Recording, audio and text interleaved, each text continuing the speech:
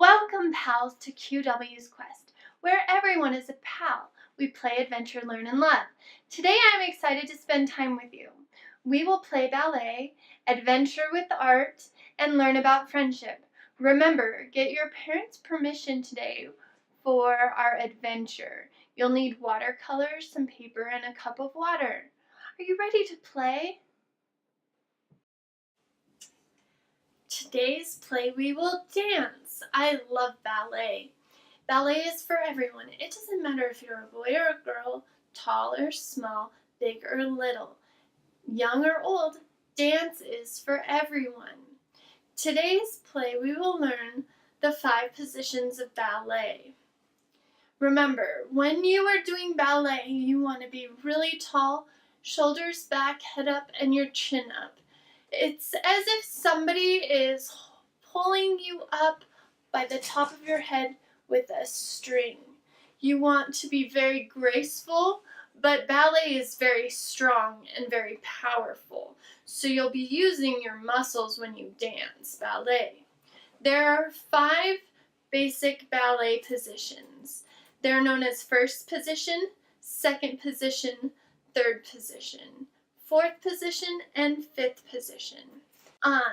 So first position, your ankles are together and your toes are pointing out. And then each movement that you make, you're going to be strong and powerful and graceful as you resist but push and point your toes to each position.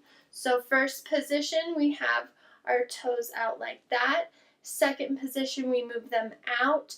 Third, we move them in. Fourth, we move them out. And fifth, we move them to our heel and toe. And there are arm positions that go along with each one as well. So first position, your arms should be just at your belly button level, but they should be forward and they should look like this. So really graceful ballet hands, okay? Second position, your arms will be straight out, again with the graceful hands. Third position, one arm stays out, the other one comes over your head. Remember, beautiful, graceful ballet. And then fourth position, you'll bring the other arm in front of you, just like this. And then fifth position, both will be raised above your head. Remember, each time you want your chin up, shoulders back, beautiful posture, graceful moves, very strong and very powerful. So remember, ballet is for everyone. It takes a lot of practice and a lot of work, but we love to play and we play every day. Thank you for joining me with this ballet play. I hope you enjoyed it. Welcome to our adventure. Today's adventure is with paint. There are many kinds of paints. You can even make your own, but today we will be adventuring with watercolor paints. We will need a paintbrush, watercolors, and our piece of paper. This again is mixed media paper, so it can handle different things. As you know, I love nature, so I will be creating a sunset. What will you paint? Now remember, the more you paint, the better you become at it. It doesn't need to be perfect. This is today's masterpiece. I am going to start with the top of my sky.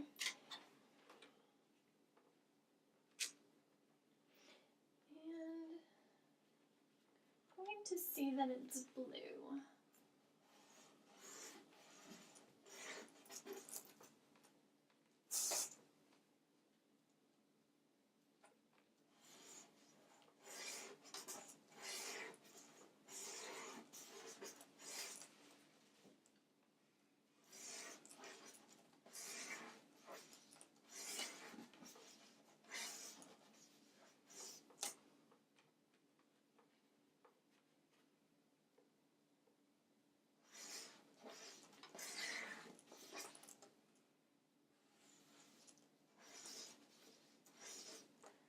Oops, I made a mistake.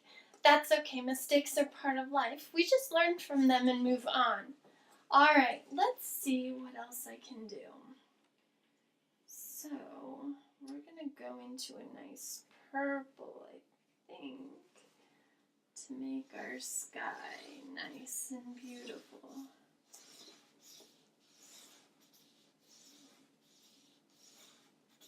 Remember, if you go off the page, that's okay.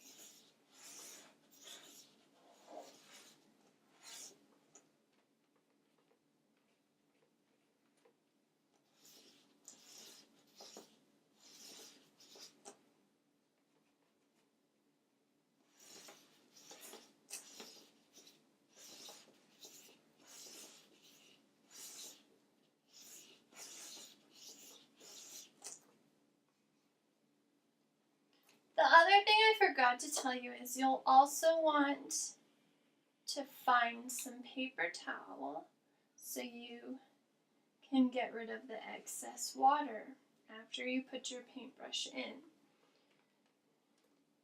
I want to make a beautiful red sunset with the purple.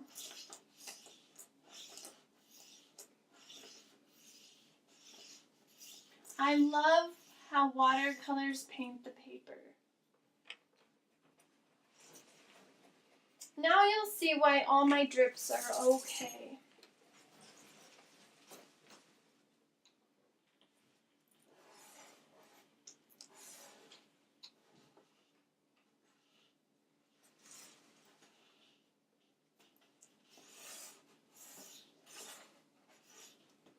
Here's my hillsides. I thought I was going to do a mountain, but it looks like it's going to turn into a hill.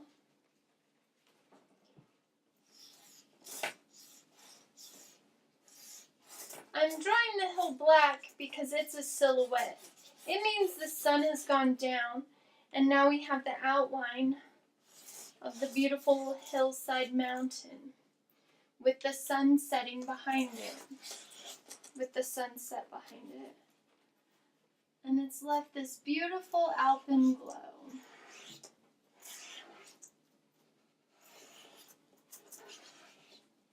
We can have some little trees up there because it's a hillside. Nice little trees that we can kind of see in the distance. Again, we just keep painting till we like what we see. Alright, so mine's not finished yet, and I'm going to keep working on it. But for now, we're going to go off and learn with literature. Are you ready? You can keep painting while I read. Thank you for joining me on this adventure. Alright, so we just created our watercolor masterpieces. You can keep painting while I read. Remember to help clean up when you're finished. Alright, so we have our Learn Through Literature, and today's book I'm so excited to share with you. The author means an awful lot to me. This is called Tina the Ballerina, and it is by Carol J. Gray, and it's illustrated by Steve Fershad. Let me tell you the tale of Tina, who became a great ballerina. Not an easy or commonplace thing to do if she'd been a people like me or like you. But astonishing for Tina, born shy and wild. Tina, you see, was an elephant child. She grew up in a forest, green and lush, wearing her natural pale gray plush, daintily dining on grass in big bunches, with an occasional sapling for lunches. She sometimes got hiccups if one got too prickly. She bathed in the river on days she felt sticky. But she bathed and she ate and she slept all alone. Not one single friend could she call her own. Nothing she did was exciting or fun. So one day she thought, something must be done. Surely life should not be so empty and boring. Perhaps it'll change if I go exploring. So next morning quite early she started her trip, carrying only her trunk since she hadn't a grip. She was ambling along, enjoying the scenery, when suddenly, shockingly, there in the greenery was a little girl playing, who said, "How do you do? My name's Betsy Ann. Would you like to play too?"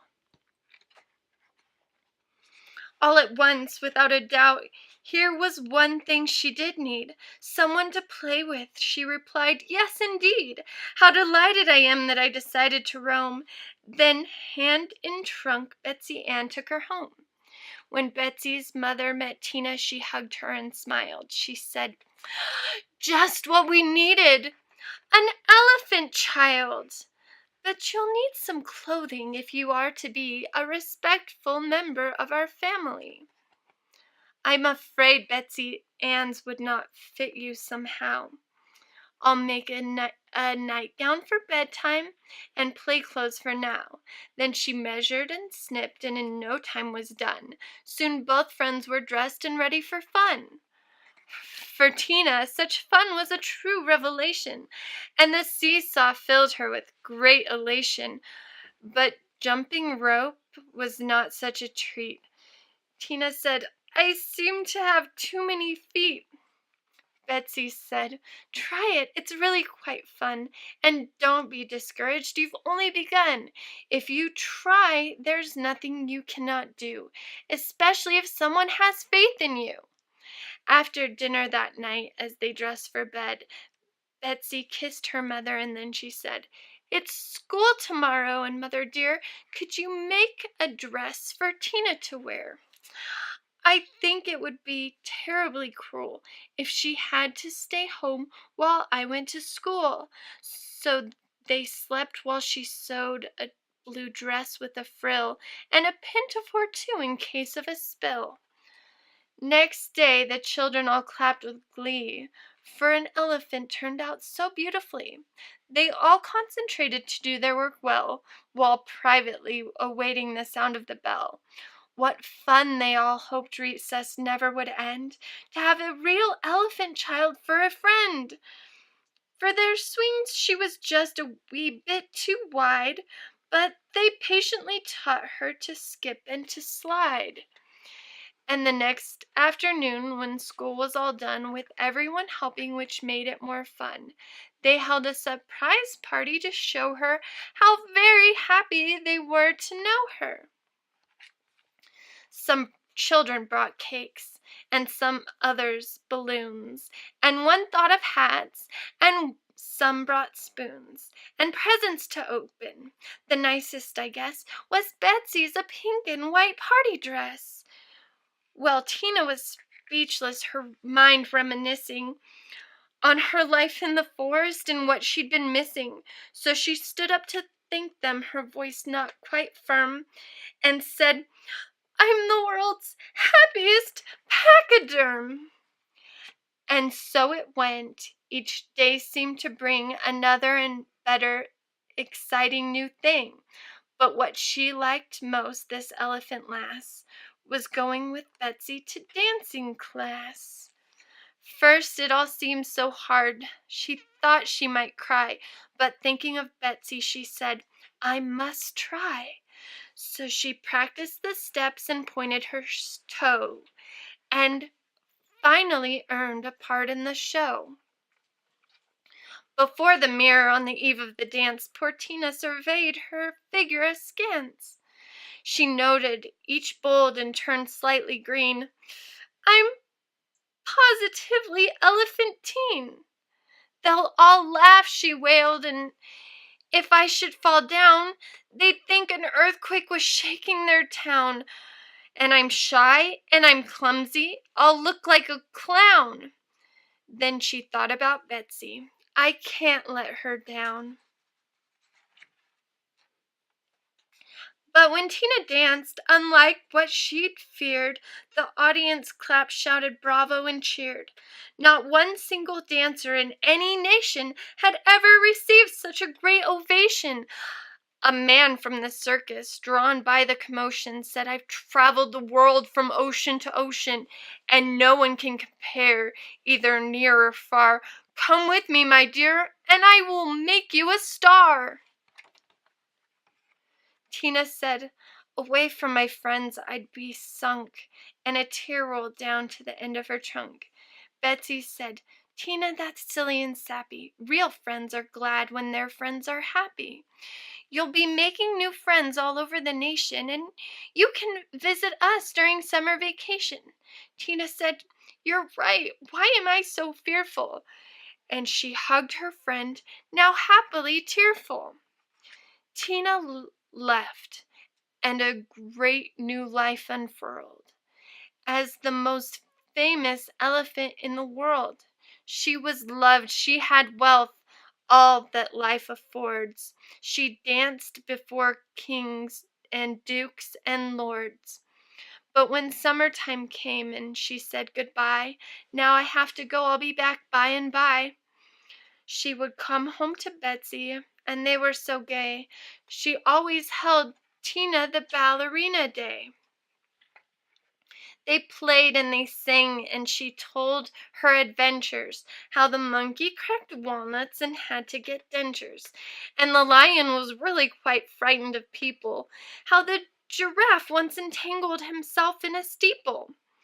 It seemed like no time when time came to leave, but Tina said, "I'll be back now, don't grieve."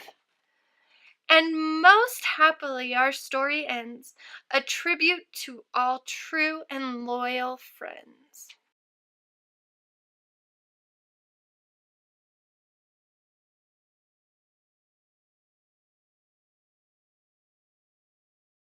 I love this book. I love how it shows that people can be friends with people who are different from them. I love also how it talks about how you can do anything as long as someone has faith in you, and you just need to try. It has such an important message about true friends, and we can be happy when we can be glad when our friends are happy. Um, Today we played dancing ballet. We adventured with watercolors, and we read Tina the Ballerina by Carol J. Gray. For more information on Tina the Ballerina, ask your parents to check out the comments section for the website. Join us next time when we play, adventure, learn, and love. Remember, you are talented, awesome, and loved. Don't forget to subscribe and like our page. Thank you so much. See you later. Ciao. Bye.